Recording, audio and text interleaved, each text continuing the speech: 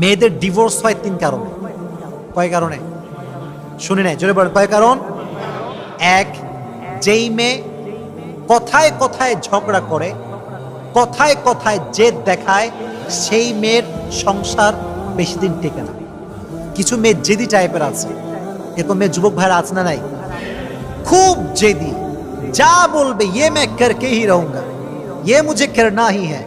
এত জেদ, স্বামী কয় তোর 14 গোষ্ঠী সহ তালাক মারলাম যা। জেদ, জেদ রাখা যাবে না।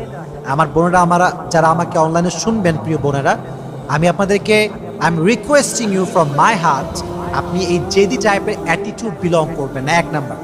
2 নাম্বার, নারীদের ডিভোর্স যে কারণে হয় সেটা হচ্ছে মুখে মুখে তর্ক করে। এরকম মেয়ে আছে না? স্বামী যদি বলে শালি, স্বামী যদি বলে শালি, বউ বলে শালার বেটা শালা, তো 14 গোষ্ঠী শালা। কথায় কথায় তর্ক করে, ঠিক না, এটা ঠিক না। মনে রাখবেন, কোন পুরুষ সে নারীকে পছন্দ করে না যে নারী কথায় কথায় তর্ক করে।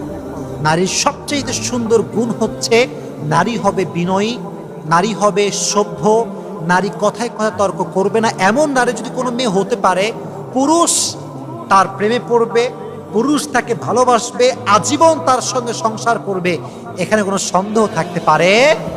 তো বোনেরা আমার, কথায় কথায় তর্ক করবেন না, একটু চুপ থাকেন। মনে রাখবেন, শত্রুর জন্য সবচাইতে বড় জবাব হচ্ছে চুপ থাকা। যে চুপ থেকে জবাব দিতে পারে, এর মতো জবাব পৃথিবীতে আর কিছু হতে পারে না।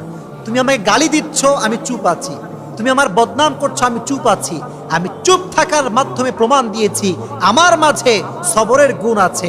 আর যার মাঝে সবরের গুণ আছে, ধৈর্যের গুণ আছে, পৃথিবী কোনো শক্তি তাই কখনো পরাজয় করতে পারবে? যুবক ভাইয়েরা, চুপ থাকবেন আপনারাও। আর বোনদেরকেও বলবো, দয়া করে মেহেরবানি করে কথায় কথায় তর্ক করবেন। আল্লাহ আমাদের বোনদেরকে বোঝার তৌফিক দান করুন, সকলেই পড়ে আমিন। তাহলে 1 হচ্ছে জেদ, 2 নাম্বার কি? কথায় কথায় তর্ক, 3 নাম্বার হচ্ছে অতিরিক্ত রাগ। এরকম মেয়ে আছে না? অতিরিক্ত রাগ, রাগ করে খায় না, কারোর দিকে তাকায় না, শ্বশুরের সঙ্গে কথা বলে না, বলে এই তুই আমার ভালোবাসিস? স্বামী বেচারা অসহায় মানুষ, কি বলবে? বলে হ্যাঁ ভালোবাসি। যদি আমাকে ভালোবাসিস, আজ থেকে তোর মা থাকবে এক বাড়ি, আমি থাকবো আরেক বাড়ি। কন্ডিশন, শর্ত। বাংলাদেশ অনেক বউরা দেয় না, কথা বলেন, দেয় কি দেয় না? এটা ঠিক না। এই জেদ, এই রাগ সংসারকে ভেঙে চুরে চূর্ণ বিচূর্ণ করে দেয়। আল্লাহ তাআলা প্রত্যেকটা মেয়েকে বিনয়ী হওয়ার এবং রাগবিহীন হওয়ার তৌফিক দান করুন, সকলেই পড়া আমিন।